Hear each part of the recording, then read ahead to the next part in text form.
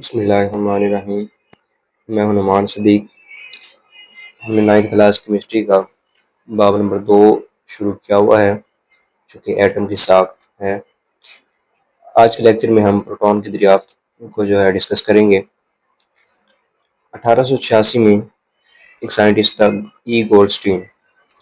उसने वो प्रोटॉन को दरियाफ्त किया था।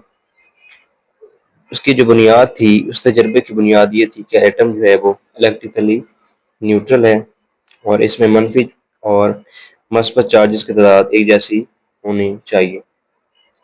इससे पहले वो इलेक्ट्रॉन की दरियाफ्त हो चुकी थी और इलेक्ट्रॉन के ऊपर चूंकि ये साबित हो गया था कि नेगेटिव चार्ज होता है, और जब अगर नेगेटिव चार्ज है तो उस मतलब उतने ही चार्जेस के कुछ पॉजिटिव ज़रात भी मौजूद होने चाहिए एटम में, जिसकी वजह से जो एटम है वो इलेक्ट्रिकली न्यूट्रल होता है और चार्जेस की तादाद वो एक जैसी होनी चाहिए। डिस्चार्ज ट्यूब का एक्सपेरिमेंट किया गया था। उसमें क्या हुआ, एक डिस्चार्ज ट्यूब ली थी जो शीशे की ट्यूब होती है, और उसमें मसामदार कैथोड वो यूज़ किया गया और इसके साथ एनोड भी वो इस्तेमाल किया गया था। अब इसमें होता क्या है कि डिस्चार्ज ट्यूब गिलास की शीशे की ट्यूब है, इसके अंदर परफोरेटेड कैथोड है और साथ में इसके एक एनोड होता है। दोनों वो बैटरी से वोल्टेज की बैटरी से कनेक्ट हैं।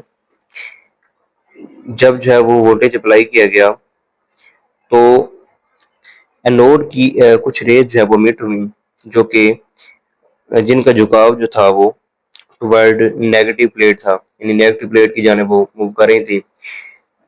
तो यहाँ पे देखा गया कि वो जो रेज जो एनोड से निकली थी वो कैथोड के इन सुराखों से गुजरी और ट्यूब की दीवारों से जाकर वो टकराई। अब इसका मुशाहिदा ये था कि नई किस्म की रेज बनी जिन्होंने एनोड से कैथोड की तरफ हरकत की। इन रेस को वो एनोड रेस या कैनाल रेस का नाम दिया गया।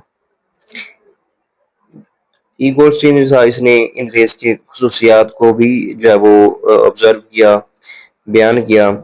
इन रेस का इन्हिसार डिस्चार्ज ट्यूब की गैस पर होता है। अब पीछे जब हमने डिस्कवरी पढ़ी थी इलेक्ट्रॉन की, तो वहां पे वो जो रेस थी वो गैस की गैस पर उनका इन्हिसार नहीं होता, वो डिपेंड नहीं करती। लेकिन ये वाली जो रेज थी, यानी प्रोटॉन एनोड रेज या कैनाल रेज थी, ये गैस के नेचर पर वो इन्हिसार करती हैं। गोल्डस्टीन ने मस्बत आयंस का मुशाहिदा भी किया। कहते हैं कि अगर जो हमने डिस्चार्ज ट्यूब के अंदर गैस यूज की है, अगर वो गैस हाइड्रोजन होगी तो इससे जो आयन प्रोड्यूस होंगे वो H पॉजिटिव आयन बनेंगे।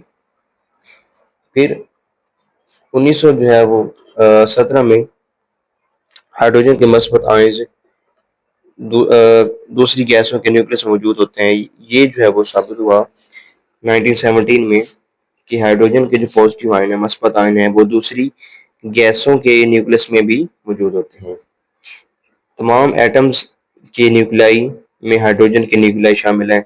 ये भी वो यहाँ पे प्रूव किया गया था।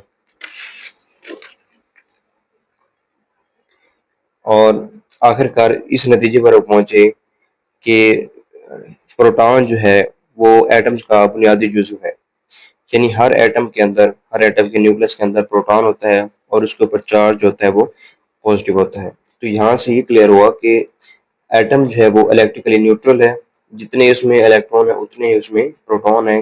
दोनों की तादाद यानी दोनों चार्जेस इक्वल होने की वजह से वो एक दूसरे के इफेक्ट को कैंसिल आउट कर देते हैं और ओवरऑल एटम वो न्यूट्रल है।